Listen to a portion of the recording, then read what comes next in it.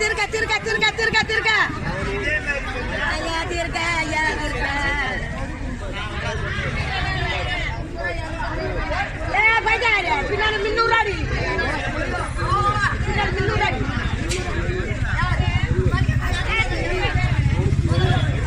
இது என்ன வேலை கேட்கற வாழைக்காரங்க கொடுக்கல நம்ம என்ன செய்யணும் எத்தனை கிலோப்பா 5 கிலோவா எடை போட்டு வச்சு ஒரு அவன் 2 மீன் வச்சது மேல எடை போட்டான் அதைத்தான் அவன் எடுத்தான் உன் மீன்ல எடுக்கல